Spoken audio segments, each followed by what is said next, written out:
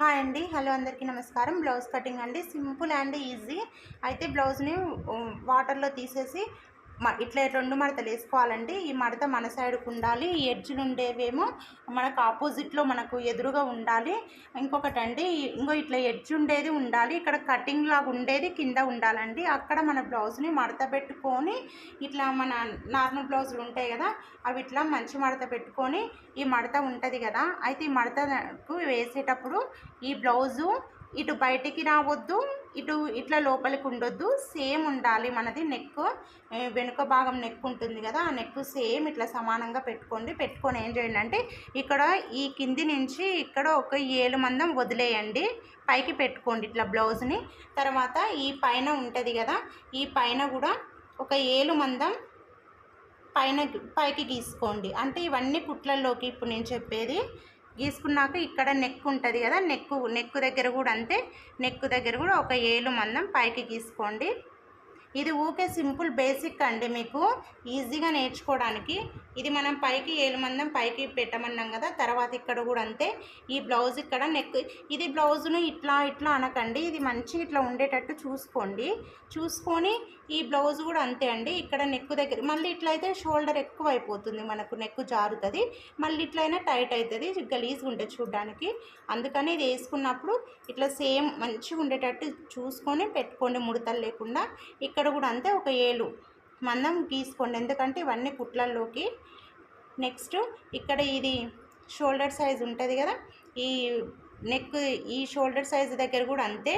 ఇక్కడ కుట్టు ఉంది కదా మనకు, ఈ చేతి భాగం దగ్గర ఈ కుట్టు నుంచి ఒక 7 మందం బయటికి పెట్టుకోండి ఇవన్నీ కుట్లల్లోకి. తర్వాత ఈ చంక భాగం ఉంటుంది కదా, ఈ చంక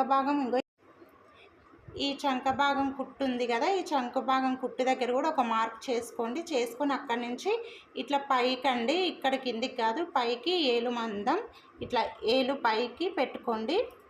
ఈ పైకి మార్క్ పెట్టుకున్నాక ఇక ఇక్కడ కూడా చూడండి, ఇప్పుడు ఇది కుట్ల వరకు ఇంత ఉంది కదా, ఇక్కడ ఒక మార్క్ తీసుకొని ఇప్పుడు బ్లౌజ్ తీసేయండి. చాలా సింపుల్ అండి, అసలు టేప్ లేకుండా.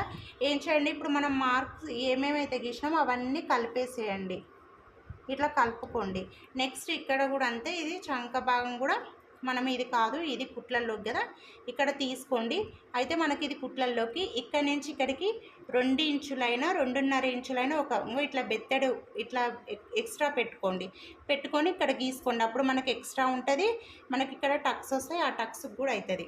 ఏం చేయండి అంటే ఇక్కడ కూడా ఇట్లా ఫింగర్ పెట్టేసి, ఫింగర్ ఇది ఉంటుంది కదా, ఇంత మనకి ఇట్లా కట్టులాగా ఉంటుంది కదా, అక్కడ ఒక మార్క్ తీసుకొని ఇక్కడి నుంచి ఇక్కడికి మధ్యలో నుంచి ఇట్లా రౌండ్ తీసి ఇక్కడ మనము కుట్టు దగ్గరికి పెట్టినాం కదా, దానికి ఇది కలిపేసిన తర్వాత ఇక్కడ కూడా అంతే, ఇట్లా మూల దగ్గర ఒక లైన్ గీసుకోండి. ఇట్లా ఈ ఫింగర్ ఈ కట్టు దగ్గరికి గీసుకొని దాన్ని ఇట్లా రౌండ్ చేయండి. చేసిన తర్వాత ఇప్పుడు మనం ఎట్లా గీసుకున్నామో అట్లా కట్ చేస్తే సరిపోతుంది. కటింగ్ చూడండి.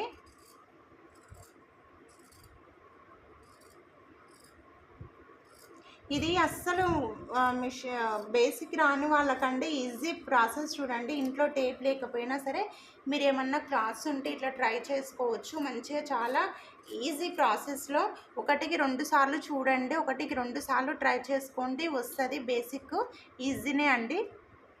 ఇంట్లో ఇట్లా పెద్ద కత్తెరలు లేకపోయినా సరే మీ దగ్గర మామూలు కత్తెరలు చిన్నవి ఉంటాయి కదా, కొద్దిగా షార్ప్గా ఉంటే వాటిని ఇట్లా చిన్నగా ట్రై చేసుకోండి బ్లౌజులు. ఇది బేసిక్ నేర్చుకుంటే ఈజీగా వస్తుందండి బ్లౌజు. నేనైతే చాలా ఈజీ ప్రాసెస్లో చెప్పిన.